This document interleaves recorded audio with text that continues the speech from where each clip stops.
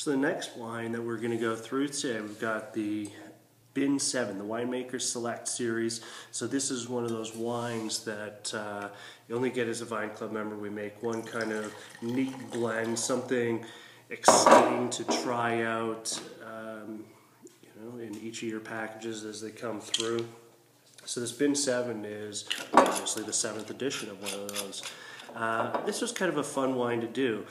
It comes from the 2009 vintage, which was a much cooler vintage, but still had a good rain pattern. I mean, it was pretty dry throughout the harvest season, so we were able to get a good long maturing process for the grapes, so it was getting good flavor development. But because it was a cooler year, it doesn't have the big flesh that you just think of when you think of the 2007s and 2010s. These wines are about elegance and refinement, and really just showcasing very bright fruit, bracing acidity and freshness. They're very good terroir wines, really. So I'm kind of excited about this one. This is also the first time and only time that we have so far bottled something exclusively from the roadblock within our Nevaeh vineyard. So the idea behind the Winemakers Select wines is there is no rules. We just kind of look at them and say, what can we make that's delicious or different this year, or something that's just kind of cool for our Vine Club members to try out. Oftentimes that ends up being single vineyards prior to the fact of them being designated, because we're still working on really trying to understand the aspects of that. Or it's a single varietal wine that really just shined in a particular vintage that we normally aren't able to do, so on and so forth. So in this one, because 2009 was that cool year but very, very long maturation process, our roadblock was able to get a really good hang time. The road, oftentimes it gets blended into different parcels. It goes towards our long bomb a lot of the time, or some potentially into our Nevaeh red, but it is this sort of standalone block in that it's generally hotter when it's hot and necessarily cooler when it's cool. So it has a bigger diurnal temperature swing.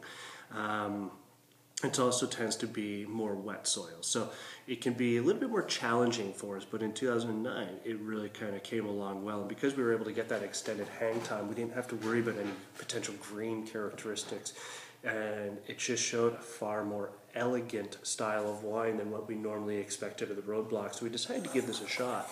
It's also much higher in Cabernet Franc than what I normally work with. This is 71% Cabernet Franc, 20% Cabernet Sauvignon, and 9% Merlot, which is almost the opposite direction of what we normally go with when we talk about our Nevaeh wines, or really what shines well in our vineyard. Normally the big varieties would be Merlot and Syrah for our top varieties within Nevaeh, but in the roadblock in this particular year, that Cap Franc, because of that long hang time, we were able to hang it until October 20th. It was starting to get some very nice red berry fruit as opposed to being more on that herbal side. It was kind of a fun year to work with.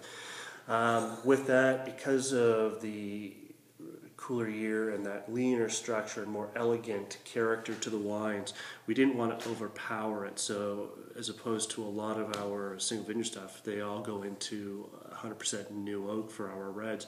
This is all in neutral barrels, so it's old barrels, so it's not going to give an oak characteristic. What that does is it just allows a little bit of air, oxygen exchange to get into the wine to help uplift the body, give it a little bit more roundness, soften out those tannins, get a little bit better integration so that you can create a more balanced wine.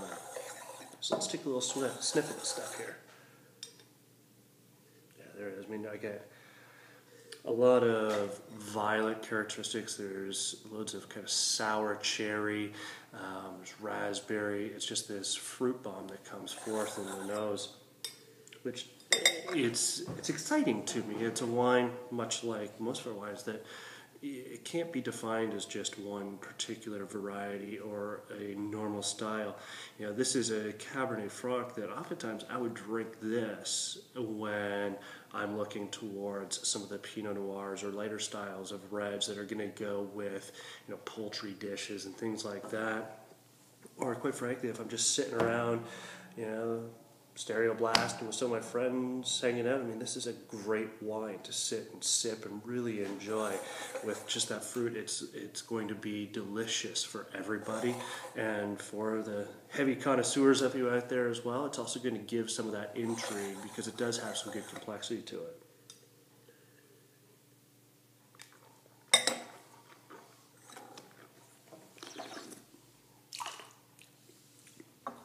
On the palate, I wouldn't so much say that it's a fireside wine, because it is lighter. It has that bracing acidity and that freshness, but it is delicious.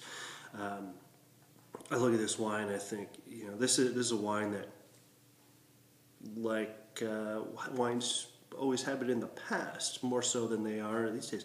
This is a wine that is going to be fabulous, meant for the dinner table. I mean, that great acidity, it's going to work with a lot of different dishes as well. I mean, if you were to do something like an ossobuco or something very tomato-based dish, a lot of Italian dishes in that case, particularly Southern Italian dishes, it's really going to work well. And that's why those wines, when they talk about the varieties around, you know, central to southern Italy, you're getting into the Sangioveses and Nero di Avalas and Nelianicos and stuff like that that have that bracing acidity. Some of them have more body than others. I mean, but some of them are also, you know, just very, very elegant. I mean, you look at Chianti and the foods in which it traditionally goes with. That's what I would love to have this with. I mean, it's some cool juice. I dig it. It's a lot of fun coming from a block within our vineyard that we normally don't get to play with individually, and I think that you guys will enjoy it. So, salud.